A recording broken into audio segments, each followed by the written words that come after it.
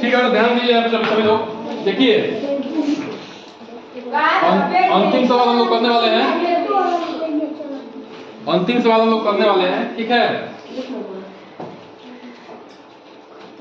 8वां 9वां और 10वां कितना सीखा? 3। ठीक है ना? यहाँ ध्यान दीजिए सभी लोग, ध्यान दीजिए, ध्यान दीजिए। देखिए बेटा हम लोग कल क्या कर रहे थे, देखिए ध्यान समझिए। मान लीजिए ये है, क्या है ये 0.5 भागे 10 और एक अंक है 0.5 गुणे 10। ठीक है, ध्यान से समझना है। तो बेटा देखिए ध्यान से, अब यहां समझ लो, एक बार समझ लो, जल्दी हो जाएगा, आसानी से। जब 0.5 में हम 10 से भाग देंगे बेटा, तो ये संख्या कम होगी कि अधिक होगी? किस संख्या में जब भाग देते हैं संख्या कम होती कि अधिक होती, बताइए? अरे अब तो होगा, ये कम होगी ना, गुणा करने पर क्या होता है? ये देखो ये 50 पैसा है, 0.5 पर ये भी 50 पैसा है। तो जब 10 से भाग दोगे तो 50 पैसा को भाग में क्या करना है? भाग में टुकड़े टुकड़े में करना, 50 पैसा को 10 भाग में बांटना। ठीक है, तो 0 1 है ना, दशमलव कहां हो जाएगा? 1 अंक और आगे बढ़ जाएगा, यानी कि हम क्या हो जाएगा? और छोटा हो जाएगा। अब ये 5 पैसा हो गया, 50 पैसे से क्या हो गया? 5 पैसा। ठीक है, 10 पैसे क्या हो गया? 5 पैसा हो गया। अब ये 50 पैसा था, अब तो जब 50 पैसा को 10 गुना करोगे, 50 पैसा है, 1 रुपया का आधा 50 पैसा होता है ना जी, 1 रुपए का आधा 50 पैसा होता है। जब 50 पैसा को 10 गुना करोगे तो ये दशमलव कहां जाएगा? इधर बढ़ जाएगा, तो क्या हो जाएगा? 5.0, यानी कि ये 5 रुपया हो जाएगा। समझो बात को? दशमलव वाली संख्या में 10 से भाग दे रहे हो, ठीक है, तो क्या हो रहा है?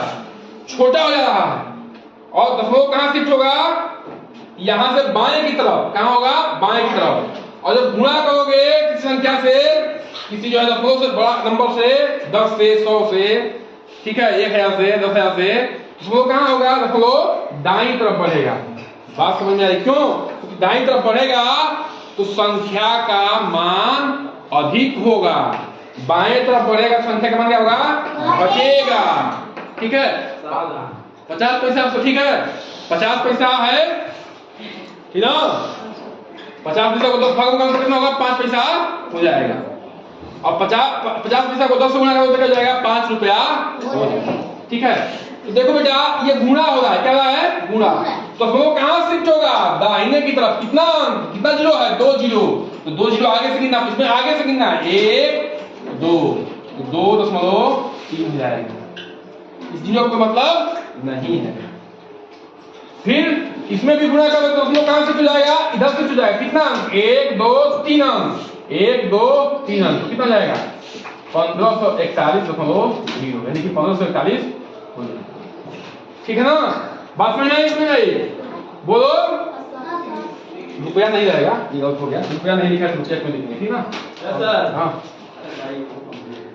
ठीक है, हो जाएगा। ठीक है बेटा, अब आगे देखो, समझ में आइए? अब आगे देखो, एक दुकानदार को 500 रुपया लागत पर 8% का लाभ हुआ, उसे कुल कितने रुपए का लाभ हुआ? ठीक है, 500 रुपए की लागत पर 8% का लाभ हुआ, उसे कुल कितने रुपए का लाभ हुआ? देखिए बेटा हम डायरेक्ट बता देते, लेकिन पहले बेसिक को समझिए। 100 रुपए पर कितने रुपए का लाभ होगा बताओ? 8% है ना? 8% मतलब क्या? 8% मतलब क्या? 100 में 8, तो 100 में कितने रुपए का लाभ हो रहा है?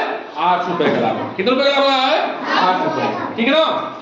तो देखो बेटा 500 को 100 में तोड़ो, 100 रुपया 100 रुपया 100 रुपया 100 रुपया, 1 2 3 4 5, तो हर 100 रुपया पे कितने रुपए का लाभ हो रहा है? 8 रुपए। कितने रुपए? अरे हर 100 रुपए पे 8 रुपए का लाभ हो रहा है जी, कौन सा कि 8% का लाभ हो रहा है, माने कि 100 रुपए पे 8 रुपए का लाभ हो रहा है। तो 500 रुपए पे कितने का लाभ होगा? तो इसको जो है 100 पे 8 रुपए का हो रहा है, 100 पे 8 रुपए का हो रहा है, 100 पे 8 रुपए का हो रहा है, 100 पे 8 रुपए का हो रहा है, 100 पे 8 रुपए का हो रहा है, तो कितना रुपए हो जाएगा? 8 से 5 40। कितना हो जाएगा? 40।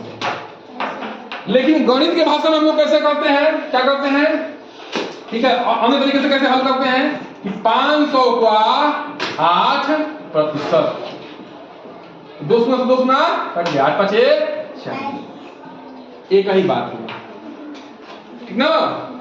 बात समझ में आया? क्या समझ में आया? 100 रुपए में 8 रुपए का लाभ होगा ना जी, तो 500 में कितने का होगा? तो 500 को 100 के फॉर्म में लिख दो, हर 100 पे 8 रुपया हो रहा है, जोड़ दो तो 40 रुपया आ गया। लेकिन हमेशा ये क्या नहीं हो, जब दशमलव में आएगा दिक्कत होगी, लेकिन बेसिक्स यही है, बेसिक यही है। तो हमें क्या करना है? 500 का 8% निकालना। क्या मैंने क्या होता है? गुणा 8 + 100 लगा दिया, 8 5 40 रुपए क्या होगा? लाभ। अगला क्या है? 3/4 को क्या करना है? प्रतिशत में लिखना है। प्रतिशत मैंने क्या होता है? प्रति 100 में, प्रति 100 में कितना, प्रति 100 में कितना। तो बेटा 3/4 है, ठीक है, इसको हल करेंगे तो क्या करेंगे? 4 को 100 कैसे बनाएंगे? 4 में किससे गुणा करेंगे? 100 आ जाएगा, बताओ। 40 से ना होगा, 10 से गुणा करेंगे। 25 चौका 100, 25 तिया 75, ठीक है। तो 100 में कितना हो गया? 75। तो क्या हो जाएगा? 75%।